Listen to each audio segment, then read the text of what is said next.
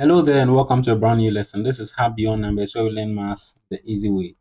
In this lesson, we are looking at question 10 of 2026 WASSCE. And by the end of this lesson, you should be able to find the equation of a line given its intercepts.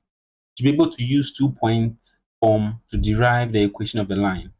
You should be able to understand the relationship between surface area and the volume of spheres. To be able to apply the ratio of the surface area to find the ratio of the volumes. And then finally, you should be able to calculate the radius of a sphere from its volume. On the left-hand side here are answers to the trial exercises I gave to question number 9. You can always look at the playlist where I've answered all the questions. And you can also do the trial exercises that come with it as well. Without much I say, let's quickly look into it. So looking at the question, it says a line cuts the y-axis at 0, -3, and the x-axis at 3, 0. Write in the form y equals mx plus c, the equation of the line. That is the first question. And then the second question says two spheres have their surface areas in the ratio 16:25. The volume of the smaller sphere is 48 centimeter cube. Find the volume of the bigger sphere, that is 1. And then 2, find the radius of the bigger sphere. We have to take pi to be 22/7. These are the key concepts we need to know before being able to solve these questions. The first one is m equals y2 minus y1 all over x2 minus x1. This is the formula of the gradient of a line. Why do we need a gradient? We are being told to write the equation in the form y equals mx plus c. So we need this gradient, this m over here. Hence, we'll need to solve it.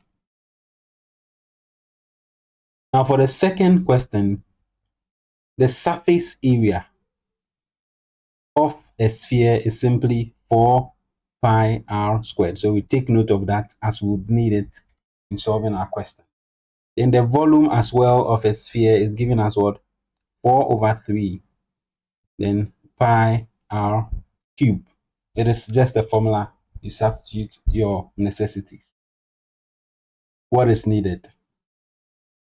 Then when it comes to the ratio, I've simplified the ratio of the radius to be what? The square root of the surface area ratio. And then the volumes ratio is also the cube of the radii ratio. We would go into this when we start solving that question. Hence, let's start with the first one. So the line cuts the y-axis at the point 0, -3. So we have 1 point. That is 0, -3. And then it cuts the y-axis at this point. So we have 3, 0 as well. So now that we have these 2 points, when it comes to equation of a line, if you have 2 points, that is all. You can easily solve the equation of the line. So as it says, we want our equation in the form y equals mx plus c. And we've said that the gradient formula is simply y2 minus y1 all over x2 minus x1, which is going to be our x1 and which is going to be our y1. So we let this first one be our x1, y1, and then this second be our x2, y2. Hence, let's do our substitution. It simply implies our gradient m is equal to y2, which in this case is 0. So 0 minus y1, which in this case is a -3, all over x2, which is 3, minus x1, which is what? 0 over here. So substituting, we have 0 minus -3. That gives us a 0 plus 3, which is a 3, all over 3 minus 0, which is also a 3. So with this, it simply implies our gradient is equal to 1. If we have our gradient as 1, remember, we are writing our equation in the form y equals mx plus c. And then in this case, we have our m to be 1. So let's do the necessary substitution. It simply means our y is equal to the m, which is 1. So 1x plus c. And we know what 1x means. It simply gives us what? An x plus c. We then need to solve for c. Now, how do we solve for c? You can take any of these points. Okay, so I would use this second one, and you can use the first one to confirm if you get the same answer.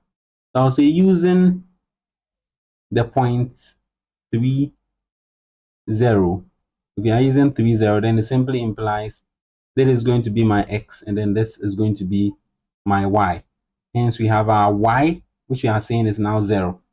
It implies we have 0 equals x, which in this case is 3, then plus c.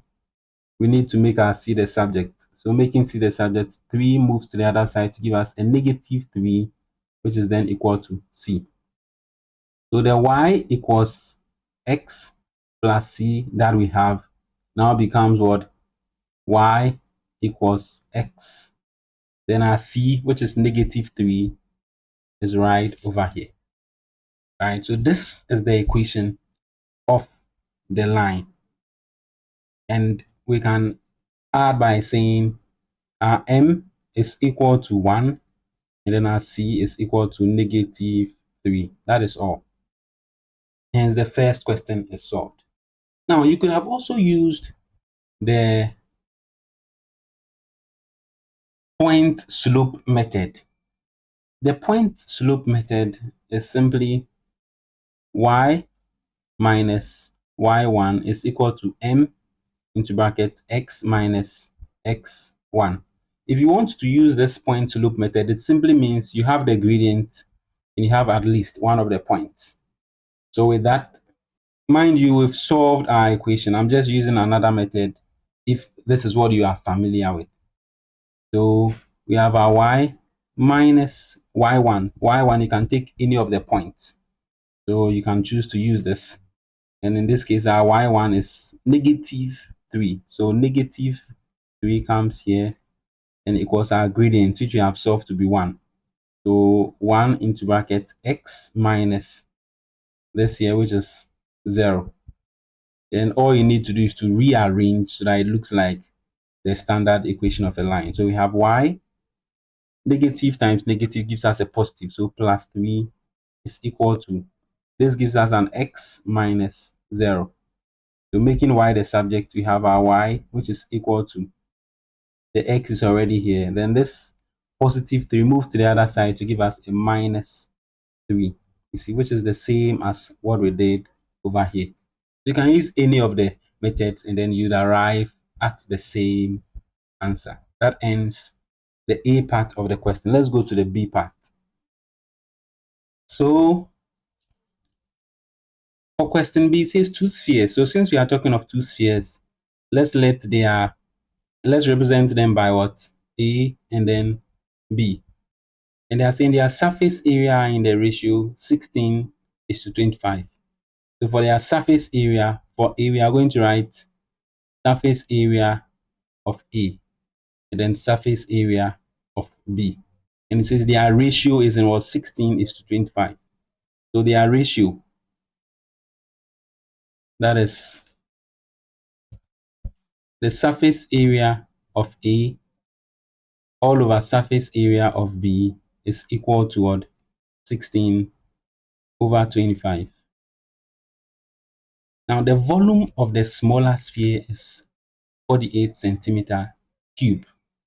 So for this sphere we have here, we are saying the volume of B is equal to what? A 48 centimeter cube. So this is all we have from the question. And it says you have to find the volume of the bigger sphere. The volume of the bigger sphere. How do we do that? Now, if you be patient enough, we will need to go through some formulas so that you really understand how to solve this question. So where do we start from? The surface area of a sphere is giving us 4 pi r squared. All right. And if we have two spheres, that simply means the surface area of A is going to be what? 4 times pi times the radius of A. So I'm going to write RA squared. And then the surface area of B is also going to be the 4 pi, the radius of B, all squared.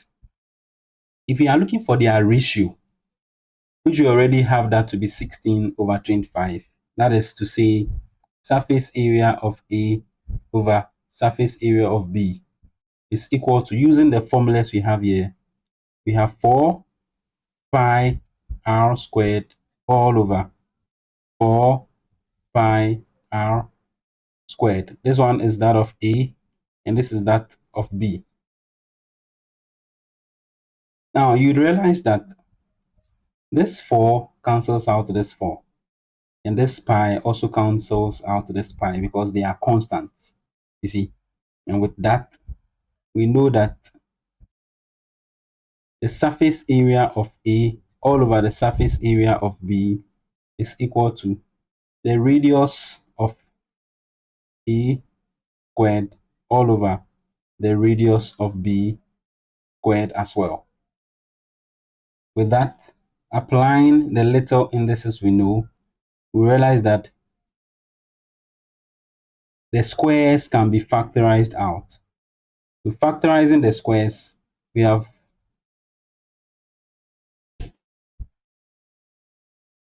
the radius of A over the radius of B all squared, which is also equal to, we already know the ratio of the surface areas, you see. So if the surface area is equal to RA over RB squared, then they are also equal to what?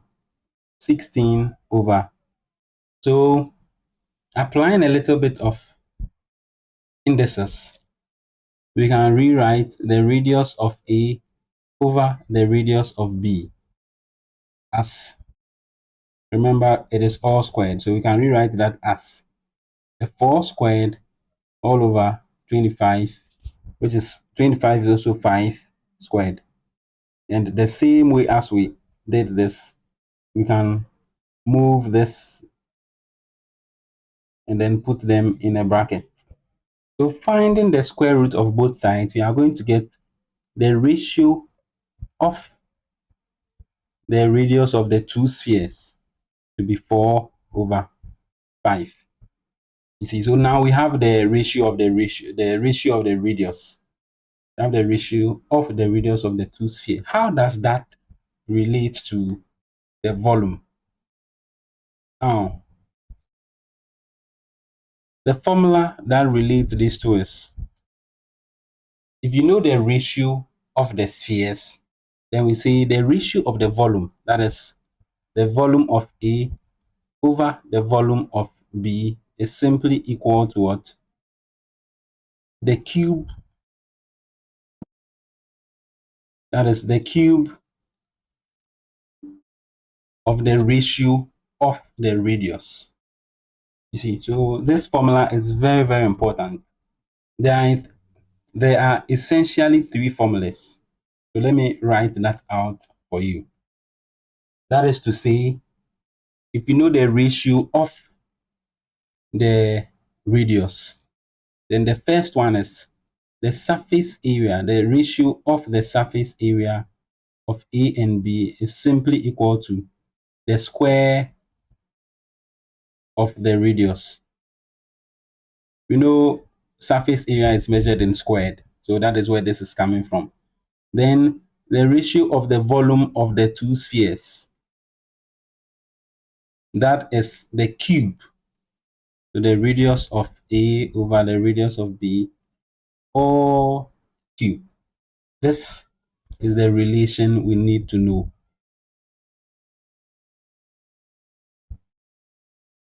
in order to be able to solve. So if you know, you don't necessarily have to go through all these proof, but if you know these formulas, you can solve for what you want.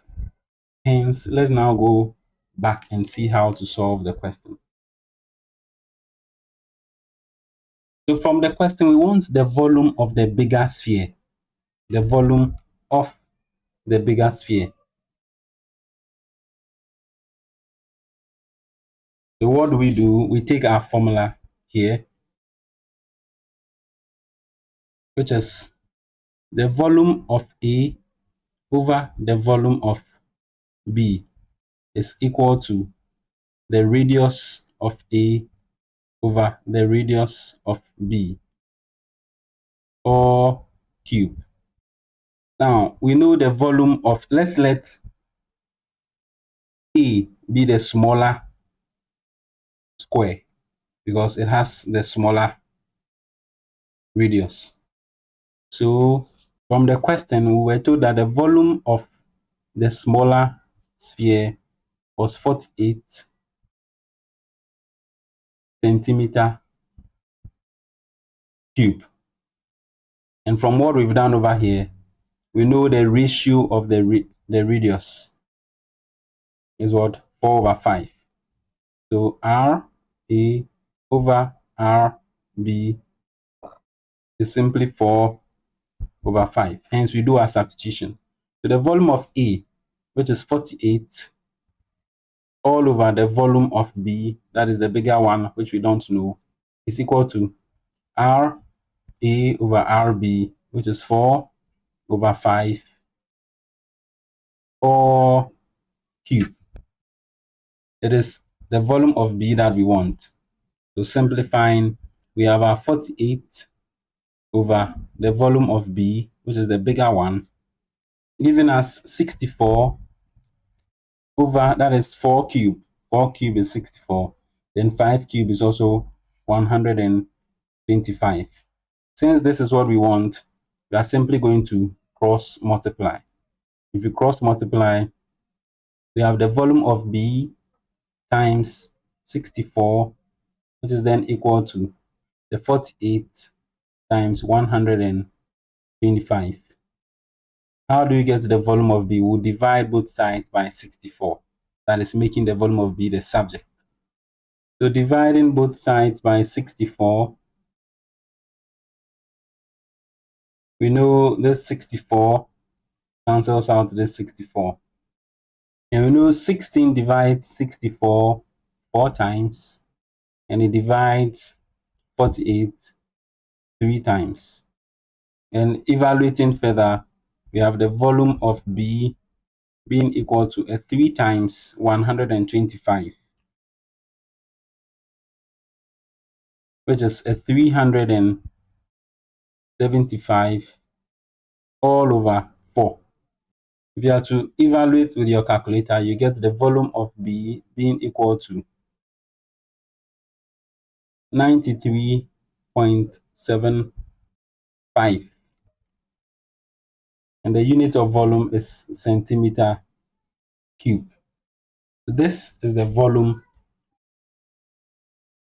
of the bigger sphere, and we conclude by saying, therefore, the volume of the bigger sphere is 93.75 centimeter cube.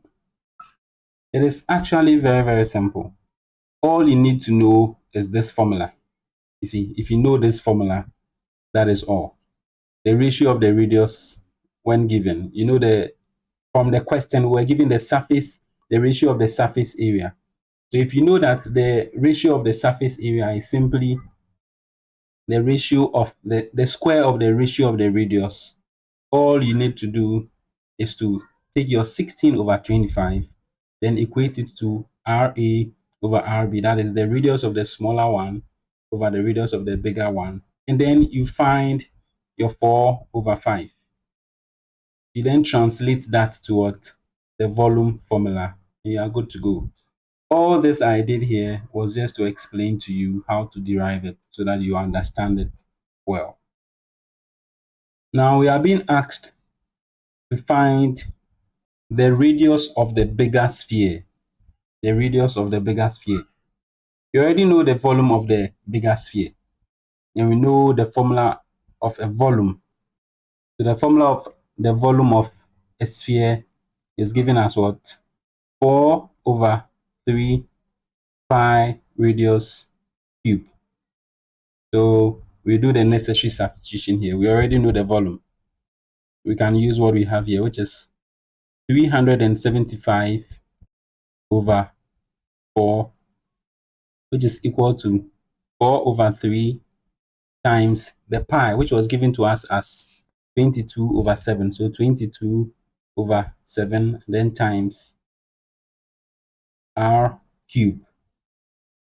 So if you want to simplify, we have 375 over 4, which is equal to r4 times 22 gives us an 88. So we have 88 all over 3 times 7, which is 21, times the radius cube. We would want to move this from here. So what we'll do is we'll multiply both sides by 21 over 88. So we multiply this by 21 over 88. Then we also multiply this by 21 over 88. By so doing, look at what happens. This 21 cancels out this 21, and this 88 also cancels out this 88. And what do we have left? We'll be left with this. But on the right hand side, we'll be left with r cube. Hence, we have 21 times 375, which would give us a 7,875. And that is all over 88 times 4, which gives us a 352. And that is equal to r cube. So with this, making our r the subject, we'll just find the cube root of both sides. Not square root, but then cube root. And with the cube root, we have the cube root of r cube gives us an r. And then the cube root of this we have over here would be a 2.8177. Were we asked to round it to a particular decimal place?